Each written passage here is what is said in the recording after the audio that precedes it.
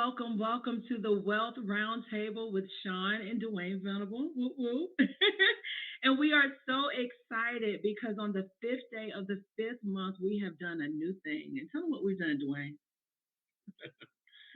I'll let you tell it. Oh gosh, so he is my Russell Simmons, y'all. We have joined the KBCN TV network, and we're so excited to bring some exciting shows to you. We've revamped our show, and we want to talk to you a little bit about what we're going to be doing in this space, some of the new features that we have on the show, and how we're so excited to share them with you. So, the Wealth Roundtable actually started some months back, and it started with our primary business, which is real estate. We are real estate investors. And so we started off with the Wealth Roundtable to bring new and interested minds in the real estate space into our network.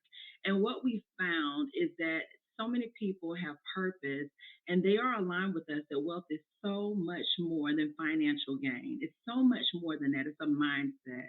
And so we've expanded it and we're going to be talking about wealth from an abundant standpoint, mind, heart, body, and soul. So we are excited to be here with you.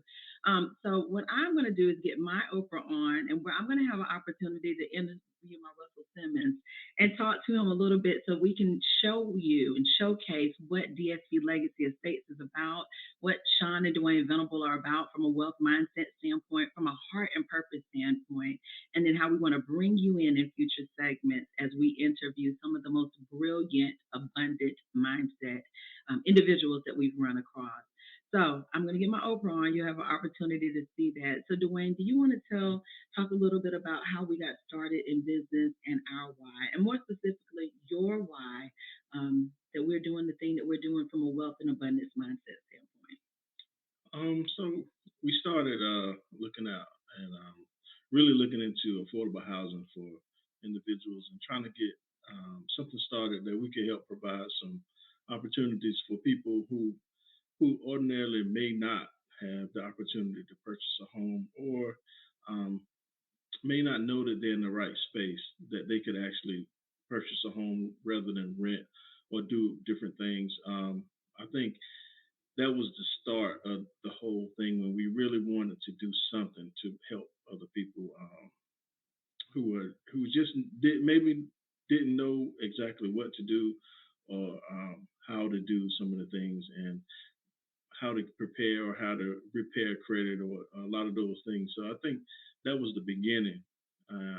For me personally, I think that was a big goal was to kind of help the community and rebuild the community and get things going around me because I see a lot of people that look like me that just don't have the connections or they don't have the resources or just don't know where to begin with so many things. So I think helping to build their mindset was the first thing, getting them to where they realize where they are, and whose they are. That was important, and I think we started there and we started to move. And as we moved, we realized that there were some things that we wanted to do as well. Some growth that we wanted to do in ourselves, and also sometimes you put your own mask on first. You put your oxygen mask on first before you try to help somebody else. So I think we realized that we needed more resources. We needed more capital. Really because you can't really do a lot of things that when you're helping people, you kind of have to kind of be willing to give a little bit as well. I guess I should say it that way. And I think that was where we started. Now, what is really interesting, if we talk about kind of Dwayne's why, my why, and how they're married together, so very, very similar. I wanted to have an opportunity to be able to create legacy. And it started with me and my children, my family, my loved ones, being able to make an impact. And you will often hear me say this if you hear me in the clubhouse streets or wherever I'm at on a social media platform, but I truly believe that I stand on the shoulders of greatness.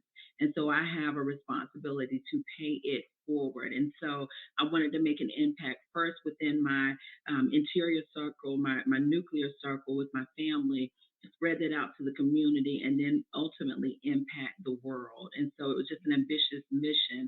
But what was really, really interesting is the concept between Dwayne and I. And so we were bringing you on the inside when we first started. And I was like, well, maybe we need a little bit of a presence and a brand so that we can show other people the way and how to do it. You want to walk through that interesting conversation that we had, your perspective? Yeah, I think me. Um, I'm not really out to. I'm not really. I have not really been a vocal person. I'm not really out here. I do make friends easy. My wife said I never meet a stranger. She tells me that all the time. But when we started, I was just like, let's just do the business. We don't have to actually do all of this advertising, all this promoting. That's just unnecessary. Let's just get to the meat and potatoes. Let's just run the business. That's what we need to do right now. And as we got going, though, people started asking questions, and I started to realize that the things that Sean was doing was actually probably more important because there's so many other people that just needed that know-how, and really just got to asking all the questions that went back to what Sean was promoting. The things that she was saying, the things that she was telling me that we needed to do. I realized there was actually a big need for that, and building that legacy for not only us but for other people, other families to actually be able to stand on. What we've already done, paving the way for them, and just giving them that knowledge and the mistakes that we made. Just being transparent for them so they can avoid those potholes, I guess, in the road. Now, Dwayne, I would love to know anywhere throughout your life, in the journey of your life, what was the aha moment when you realized that wealth was so much more than a materialistic thing, that it was truly a mindset and you can think your way in or out of any situation? Well, growing up, we didn't have a lot of things, we didn't have a lot at all, and we grew up tight. We were tight as a family. I didn't when we were growing up. I didn't even really realize that there was so many things that we didn't have because we were so tight as a family. My family is really, really, really tight, and we kind of stick together through everything. And so as I got older and I started to realize that, that we didn't really have a lot. So, but I didn't feel it. I felt wealthy. I felt like I had everything I needed. So wealth to me was so much more. And as we started to have kids, it was just, I just felt so enriched. Like I said, didn't have a lot of things. Had to make some hard decisions and at times, but I just realized that I felt so full, so fulfilled, and not really having a lot of money or a lot of items or a lot of the things that people would consider to be wealth. I felt very wealthy because I saw people who didn't have those things, who didn't have that family backing them up or that connection with the family. And I think that it showed me kind of what my wealth looked like. And family, I grew up in a big family, a large family. So, that was wealth to me, just having those resources and having those people around me all the time to kind of um, lift me up and encourage me and push me forward. I think that was wealth. Now, that legacy that you talk about and that wealth from within is so critical and important. So, maybe talk about the coupling of a mindset along with when you do have those tangible resources and some of the impacts that you have been able to make in the community or with your family or in life that you're really proud of. I think that having those people in my life that would encourage me and push me forward and kind of help me along my journey was critical. And sometimes I've been there when those decisions were made with younger fellows. They come up, and I may not have been in the right place all the time and in the right places. But when I see somebody about to make a mistake, I was quick to help them along the way and tell them, this is not the right decision. I don't care what you see around you. This is not the right decision, and you may need to take another route. And I think having more resources would allow me to reach a bigger audience and reach deeper into the community and give back a little bit more to the people around me. And you said, that legacy piece. It don't stop with our family, but it begins with our family. With my son, I have a son and I have three daughters, so it starts there. And if I can instill it into them, they'll just take it out with them into the world, and it starts to build. All right, so last question, and then we're going to get to some of the questions that our children have put in this little box for us. And I'm scared, y'all. I don't know what they have in there. I guess the last question is maybe what's your funniest moment with one of our children? Something that they said and they didn't even realize that they were inspiring you. Hmm. Something that the kids said that didn't realize they were inspiring me. This is off the cuff, y'all. Yeah, this is good. This is good. I don't know. I think, like I said, growing up without a lot of things, I think I didn't have a lot to take with me, and I think one of the kids said to me that they spoke of money basically and just said they didn't realize that they didn't look at it like it was a lot of money when something was presented to them. And I think that was one of the things that inspired me to say, okay, we need to keep going with what we're doing and showing them. So even though we had struggles or different things at different times, they didn't realize it.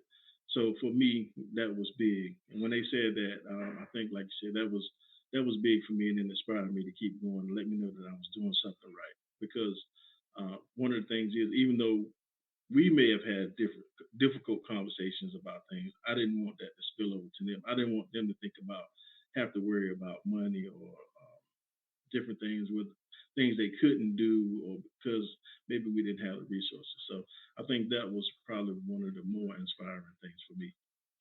All right. So I said the last thing, but I thought this was hilarious because we do want to give you an insight tonight. It's really, really personal. It's an opportunity for you to know Sean and Dwayne, the people behind what we do at DSB Legacy Estates with real estate investing, with wealth mindset transformation. Me also being a life coach. How did we meet, Dwayne? All right, I'm gonna let you give the intro. You tell your side, I'll tell my side, and then we'll get to the kids with the questions. This is really funny. So I'll start from the beginning, and you'll understand what I mean by that once we get into the story. So when I was growing up, I had a friend who lived next door to me, and they moved. It was a girl. She moved, and her family they all moved, and I reconnected with her later, and I said, "Hey, how you doing? You know what I mean? I miss you guys. Would love to see you guys." And she was like, "Well, we live here now, so but I'll send you some pictures." So she sent me these pictures, and then it was her and two other girls in the picture. I was like, "Wow, this is a nice picture." I was like, "Who's this girl right here?" And she was like, "That's my friend. She has a boyfriend." I was like, "Can you introduce me?" She said, "No, her boyfriend is crazy. I'm not doing it." I was like, "I just said introduce me. Just give me a just introduction. Hey, how you doing? This is Dwayne. This is my friend. So she said, "No, absolutely not." Time goes on, we go on, and life goes on. A couple of years go by, and I'm at school, and first day of school, so I'm looking, and I see one of my friends, and go up to her and hug her. Hey, and there's a lady standing behind her. I was like, wow, what a pretty lady, a pretty girl. So I smile, We got this on camera, y'all. smile, wink my eye, and just went on about my business. But time went on. So then the girl came back. It was my friend that I hugged. She said, "My friend thinks you're cute." I was like, I don't know. I was kind of in a little situation there, and I was like, I don't know. This is not the perfect time. So she was like, "Okay, well, maybe you should uh, just take a number." I said, "Okay." Well, the situation resolved. So we finally got a call, and we talked a little bit. And then as we were friends, I was going to see my grandmother, and I was like, "Hey, I'm going out of town to see my grandmother, which is only about an hour down the road. But would you like to ride?" She was like, "Sure." She was like, "I'm in town. I'm in the neighborhood. I'll just stop by, and then I'll just ride with you from there." So okay, cool. So she gets there. Sean pulls up. She gets there and she looks and she's showing her around. She looks at the picture that I have up. She's like, "What are you doing with my picture?" And I'm like, "What in the world? What do you mean?" She's like, "This is my picture." I was like, "Nope, my picture. My friend gave it to me. This is not your picture." So look, she's like, "No, I'm actually in the picture."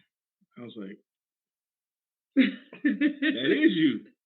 Actually, I've been looking for you. I tried to get an introduction with you earlier, and it didn't work out."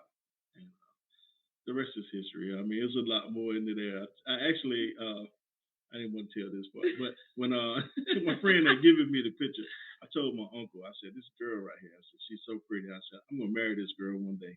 And I need you to do the ceremony for me." He said, "Okay, nephew, that's fine." He said, "But who is she?" I was like, "I don't know." He laughed and he said, "Okay, nephew, whatever, but you probably need to figure out what her name is first." And I said, "All right, Uncle Brian, I'm gonna work on it, but I want you to do the ceremony." He said, "All right, nephew, you find out who she is, and we'll work it out after that." I said, "Okay." I said, "Thank you." He said, "Okay." So years went by. Me and Sean actually did meet. We got we got through that picture situation, and then later, after we had dated a while, I called my Uncle Brian. I said, "Uncle Brian, do you remember that girl in that picture?"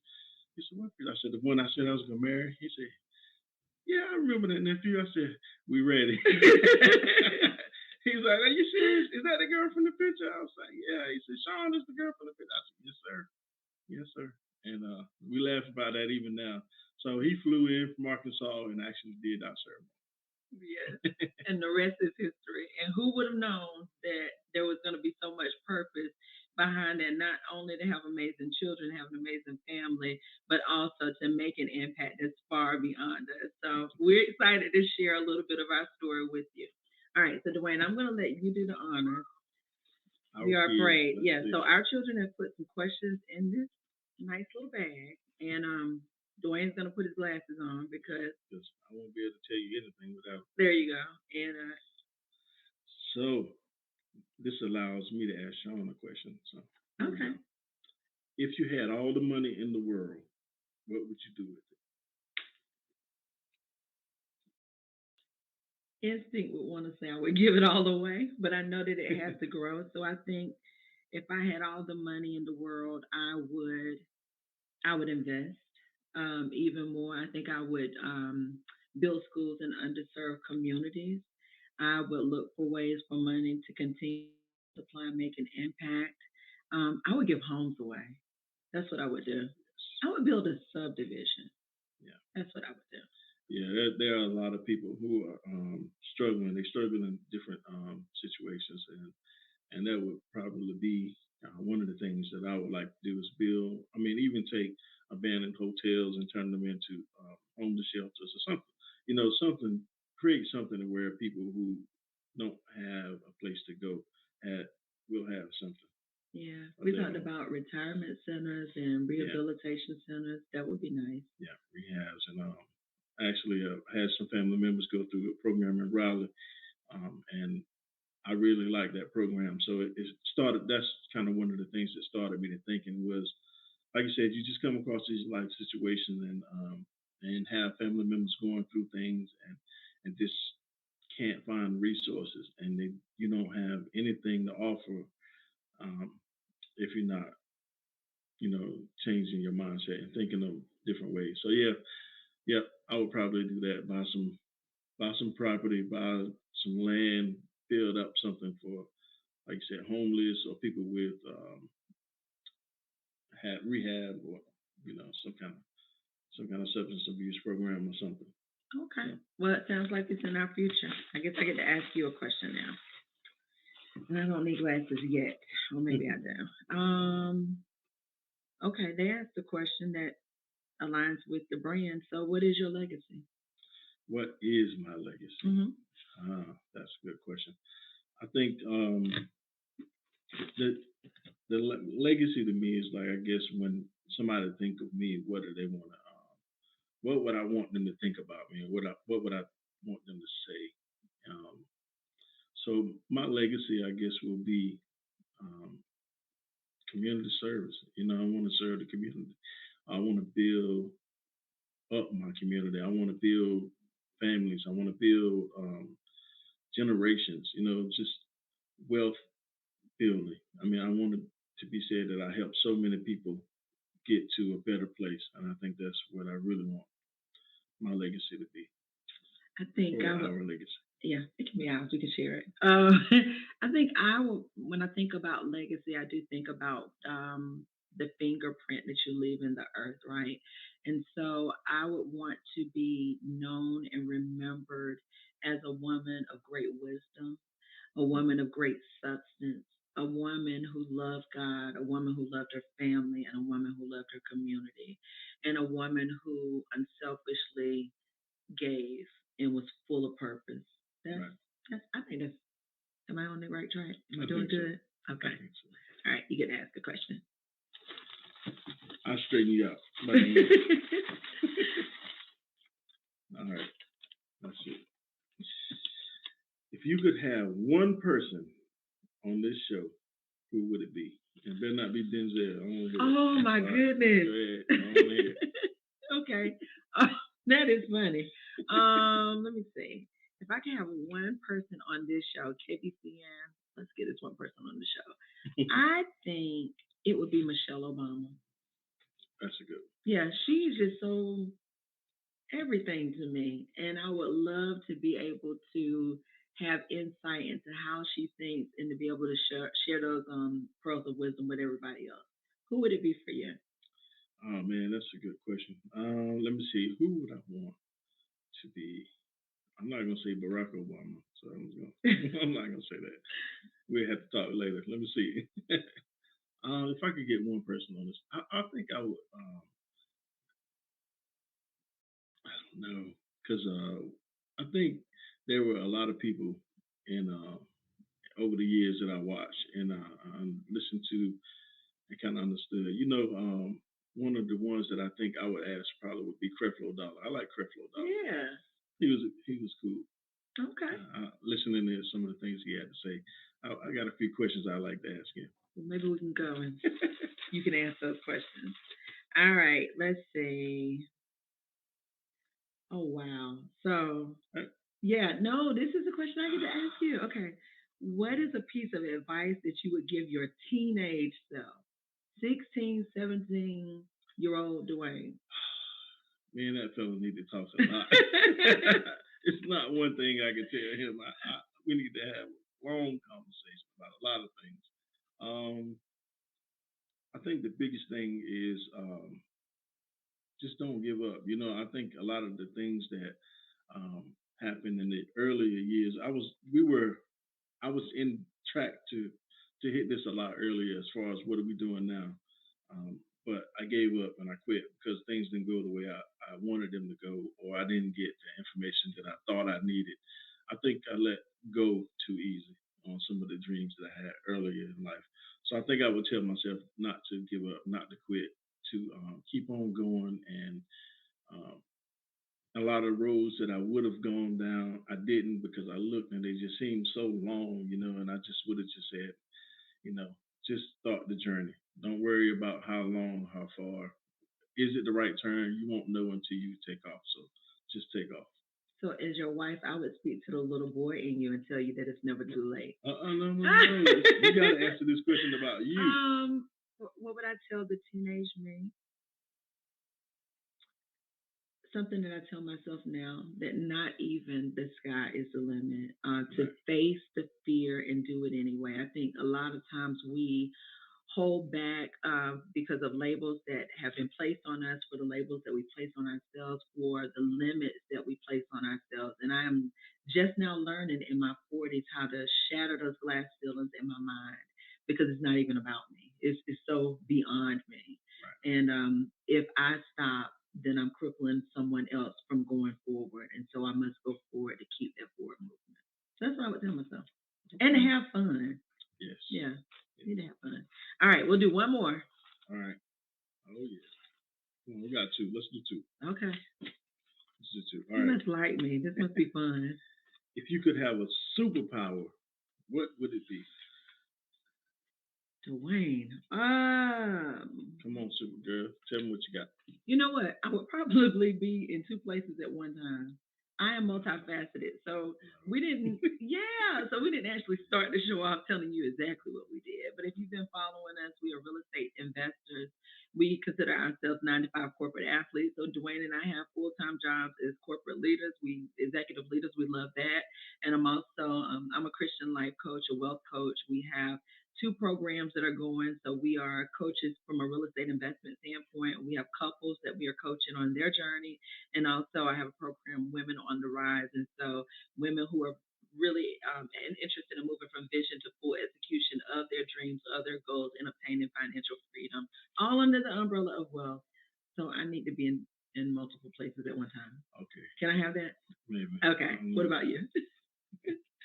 I think to be able to read people's thoughts and understand what they're thinking. Why? Because people are interesting. I do talk to people a lot, so they do they tell me what they're thinking. But at times, um, it's just sometimes you talk to people and it seems like the lights are just not on, and I just want to know what they're thinking sometimes. I'd be like in the Matrix. I would have that little thing where you can't read mine, but you can read everybody else. Was that the Matrix? X-Men. All right, I'm gonna do the last one. You ready? What's something that most people don't know about you? Oh man, what is something that people don't know about me? What would your kids say? I know. I know my daughter Tiara, she says I'm a ferocious teddy bear. Yes. And I guess so I know I grew up in with a large family, and still there were people who a lot of bullies, and I think I stand up for people a lot, and I think that things that people don't know about me and the people say a lot is they can't imagine me get into a fight with anybody, but I would fight anybody. I think that's Calm something down. People don't know about because I don't like bullies. I don't like to see people taken advantage of. I don't like to see people get into you know those situations. And like I said, people just say I just couldn't even imagine you in a fight. I got into a lot of fights when I was younger. I did. What would you tell your teenage self? I know. That's why I said I need to have a lot of conversations. And actually, Mr. Ike, told me a long time ago. He said, it don't cost you anything to walk away from a situation, but it could cost you your life or the rest of it to stay there and deal with every situation. You don't have to be so confrontational. You don't have to fight every fight. Sometimes you can just walk away. And I think that really hit me and resonated with me well. And from that moment on, there was a lot of things that I just walked away from. That's good. That was pretty good. I'll give you that. So, for me, I think so. I come across as like I am a very deep thinker. I'm very purposeful, but I am low key a comedian. So you will have a lot of fun if you hang out with Sean. Stay tuned. And I love to dance. Yes, that part. So listen, we have enjoyed spending this time with you. Again, we wanted to share a little bit of insight around who we are as people, as individuals, and what we're so excited about is each week we are going to be featuring amazing people from a wealth and abundance mindset. We are truly, truly in the belief that wealth is so much more than money, although that is an important thing. And so the individuals that we'll be bringing next week, I'm so excited. We have my friend, the momentum motivator, Miss Kenya Campbell. She's an amazing, amazing person. She's going to be talking to us about a wealth mindset from a mental standpoint and how to build momentum in your business. And then we have so many other people we'll be talking about estates and wills, getting your priorities in order. And we will be featuring some of our amazing super friends too in the real estate investment space. So we look forward to continuing to engage with you. We ask that you would join us. Listen, share this stuff out, invite somebody in. And listen, if you have a topic that you want to talk about from a wealth and abundance mindset, we want to bring you on the show as well. So stay tuned. And we're signing off this evening. Bye. Dwayne, let's wave out. All right. Bye, everybody.